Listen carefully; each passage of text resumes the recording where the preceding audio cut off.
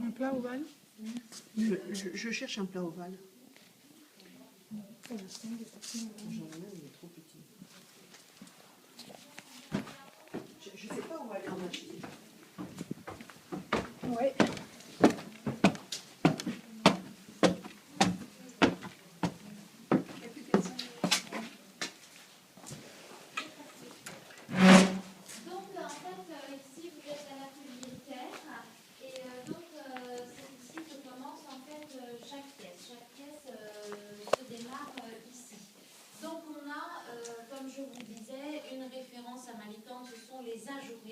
Et voilà comment donc nous fabriquons nos ajourés. Au départ, on a un moule. Donc vous voyez ici, tous les moules des ajourés sont stockés ici. On a un moule et chaque moule correspond à une forme d'ajouré différente. Donc le moule est pré-marqué. Il y a ici à l'intérieur en fait des reliefs. Voilà, c'est l'estampage. Donc en fait, on va donc mettre la terre d'une façon uniforme, comme ceci, en fait, à l'intérieur du moule. Et le moule donc a des reliefs. Alors on pose ici dans la cloche. Bon là, j'ai pas la bonne cloche, mais ici, donc on pose le moule dans la cloche. On met la terre à l'intérieur et on prend les steaks qui correspondent en fait au moule. À partir de là, donc, ça va tourner et la terre va venir se répandre d'une façon uniforme, comme je vous disais, ici dans le moule.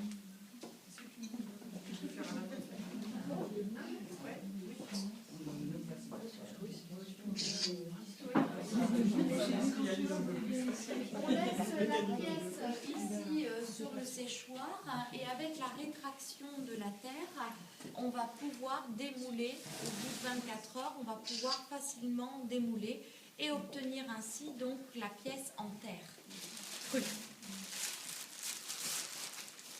Ensuite, une fois que la pièce est démoulée, on va pouvoir ici...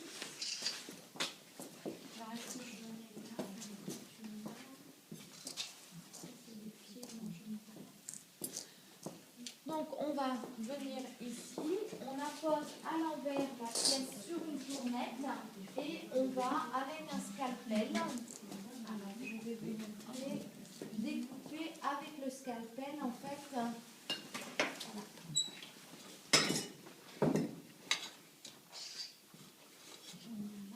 Et donc avec le scalpel, on va venir ici découper la terre qui est fraîche en fait. Et donc à la main, on va défaire en fait chaque dessin qui apparaît sur la terre. Donc voilà, en fait ça c'est ce que l'on appelle donc l'estampage. On a aussi des moules comme celle-ci, par exemple cette corbeille que l'on reconstitue en fait avec plusieurs parties. Voilà, ici pour pouvoir démouler, parce que là les reliefs sont très incrustés, donc en fait on ne pourrait pas démouler comme ça, donc on démoule par l'extérieur.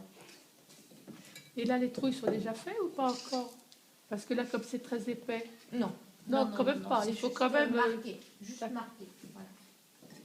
Donc on vient ici ensuite, une fois que la pièce a été découpée, Je me demandais justement comment ils faisaient pour les ajourés. Mais je vais vous repasser, arriver, j'allais dire à la maison, arriver à la maison, oui. Montigny, je vous repasse le DVD. Oui. Ah oui, bah oui, parce que Je vais vous repasser. Oh là là, magnifique. Ça va pour... on a des plus modernes que toi. C'est ça. oui.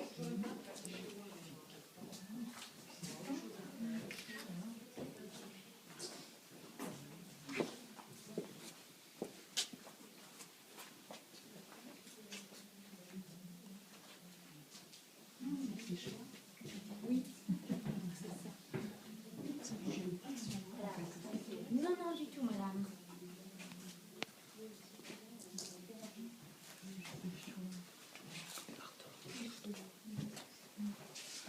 Donc en fait, une fois que la pièce a été taillée, qu'elle est donc évidée, on va venir la poser ici sur des planches et ici c'est le séchoir. et on attend en fait que les pièces deviennent presque blanches. Ce sera le signal, vous avez vu la terre était gris foncé, quand elle devient comme celle-ci, là c'est le signal qu'elle est pratiquement sèche. Donc là on dépend beaucoup de la météo extérieure en fonction de l'hydrométrie. Plus il va pleuvoir et plus on va mettre de temps pour que la pièce sèche. Mais en fait, on ne précipite aucune étape, on laisse le temps au temps, en fait, pour obtenir le meilleur séchage possible. Une fois que la pièce est sèche, donc elle est encore crue, on va la mettre ici. Et vous poncez après le... Il y a besoin d'un petit ponçage? Le biscuit. Ah! Ouais.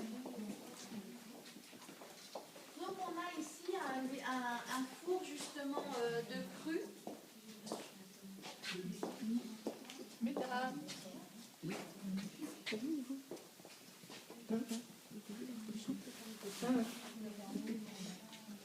Non, oui.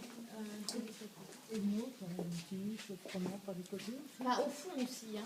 Au fond, et là. Voilà.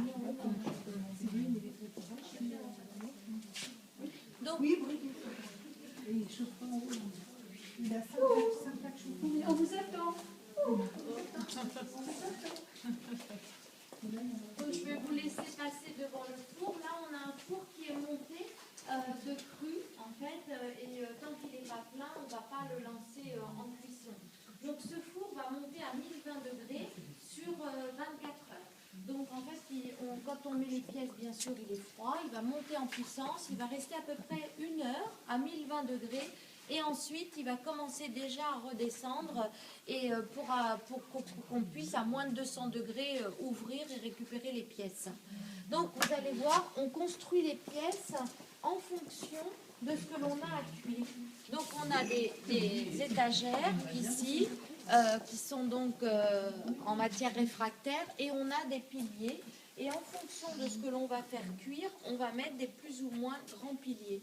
Donc ici, ça va être pour les assiettes, par exemple. Et ici, on va empiler au fur et à mesure si les pièces sont très hautes. Et on construit donc les étagères sur ces piliers.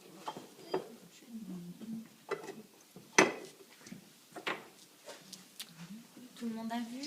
Et niveau production, concrètement, à peu près tous les combien?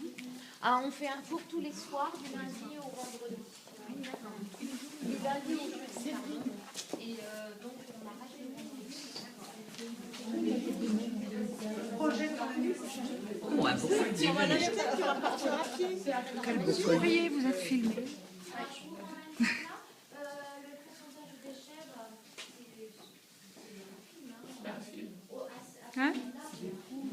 Le pourcentage de déchets est un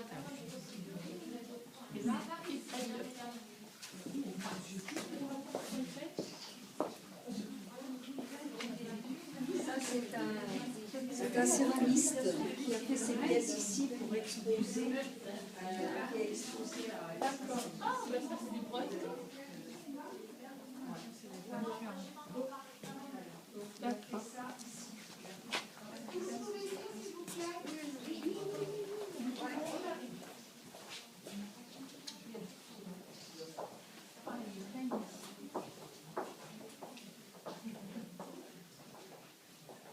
Voilà, on ne va pas brûler les étapes, je vais y aller étape par étape. Et donc, en fait, une fois que les pièces sont sorties du four de cru, en fait, on obtient cette couleur, la terre devient toute blanche. Et elle est encore poreuse, c'est ce qu'on appelle donc le biscuit. Donc là, on a toutes sortes de pinces que l'on va utiliser pour pouvoir émailler nos pièces. Donc on émaille tout à la main, puisque tout est fait à la main. Et on a des bains ici, en fait, des bains d'émail.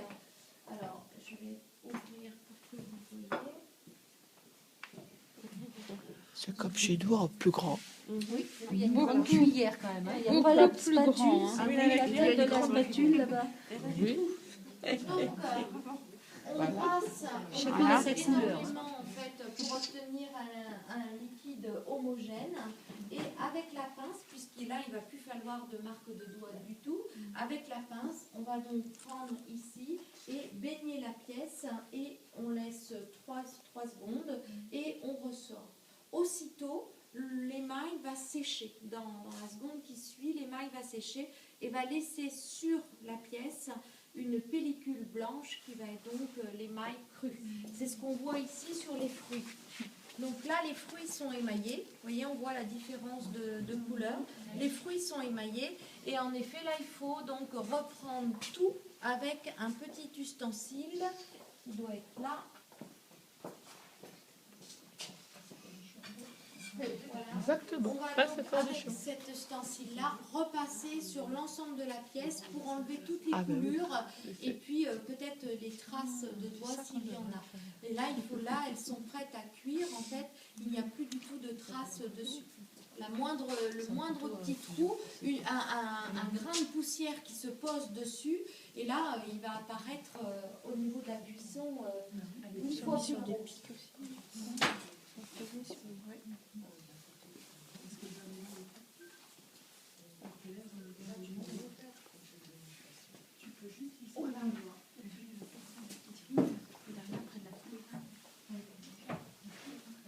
Donc le bain d'émail est préparé avec la recette, bien sûr. Chaque maison a une recette. Vous utilisez le pince, l'endroit où on a mis le pince, il y a Oui, pas d'émail. c'est pour ça qu'on vous rectifie. faites le rôti, Oui. avec quoi? Un pinceau. On a un petit pichet pour un tout petit pichet qui doit être là, voilà, donc c'est ça, et on remet un peu d'émail. Donc en fait, une fois que la pièce est passée à l'émaillage, on vient la mettre ici sur cette machine, en fait, qui va donc, le tapis va dérouler et on va retirer l'émail sur le jab. En fait, pour que quand on va faire cuire sur les plaques, que l'émail ne prenne pas et ne colle pas. Donc en fait ici, le rouleau va et c'est à ce moment-là que l'on va mettre notre estampille Bourgelis Malicorne fait main. Donc en fait, là, l'encre va être prise dans l'émail au moment de la cuisson.